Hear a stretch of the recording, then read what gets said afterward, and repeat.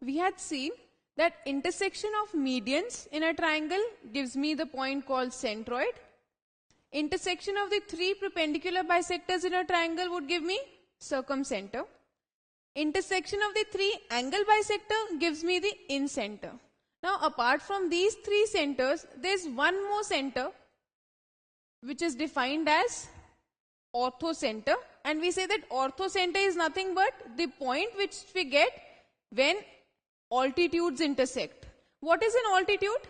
A perpendicular drawn from any side to the opposite vertex. So what you will do is, you will draw perpendicular from each vertex.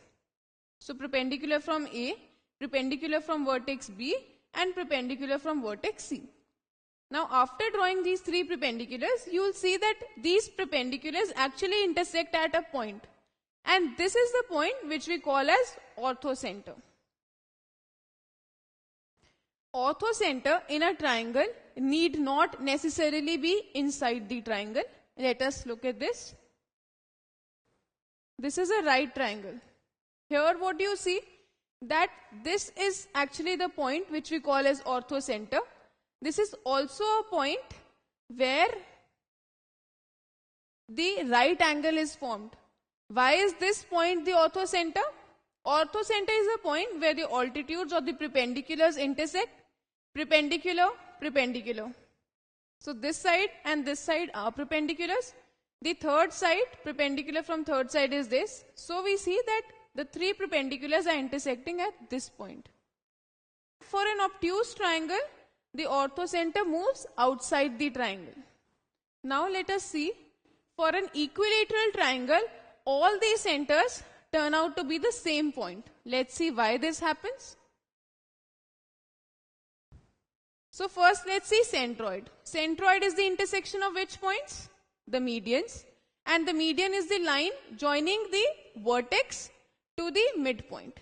So this is the midpoint of BC. Let's call this point as P. Since this is the midpoint, these two sides are equal.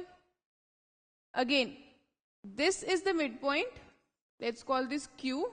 And this is the midpoint. Let's call this R. So line joining the midpoint to the opposite vertex, the median, is the median. And all of them are intersecting at point D. So centroid becomes point D. Now let's look at the circumcenter. What is the circumcenter? This is the point which we get by intersection of the perpendicular bisectors. Now let's look at the perpendicular bisectors. The median not just bisects the line segment BC, but is also perpendicular to it. So the median is perpendicular and is bisecting. This joins the midpoint, so it's bisecting, but this is perpendicular as well. So this line AP is not just the median, but also becomes a perpendicular bisector. It's perpendicular and bisecting. Similarly, the other medians in an equilateral triangle, the median is also a perpendicular bisector.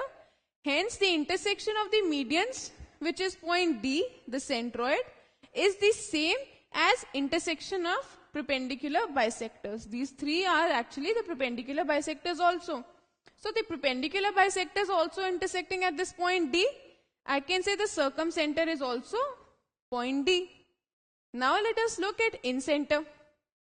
Now for an equilateral triangle, this perpendicular bisector is perpendicular, bisecting the sides, but it is also bisecting the angle. So these three lines again are angle bisectors too. So if they are angle bisectors, they are meeting at this point D, and the point where the angle bisectors meet is what we call as incenter. So this point D is actually the incenter too. Now let's look at this, which is the orthocenter. So how do we get the orthocenter? The point of intersection of the altitudes. So let us find the altitudes.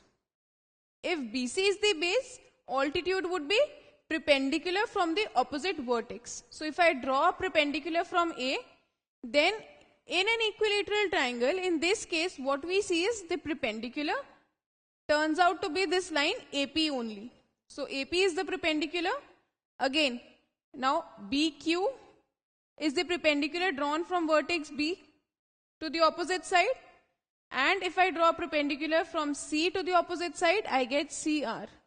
So in an equilateral triangle, these perpendicular bisectors are not just bisecting the side, but this perpendicular bisector is also perpendicular, or you can say is the height, altitude of the triangle.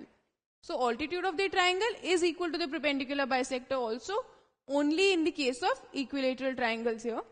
So orthocenter turns out to be this point D itself, because the perpendiculars from each vertex are intersecting at this point D. So orthocenter also turns out to be D. So we've seen in an equilateral triangle, the centroid is point D, the circumcenter is point D, incenter is point D, and orthocenter too turns out to be point D. So for an equilateral triangle, all the centers are the same point D.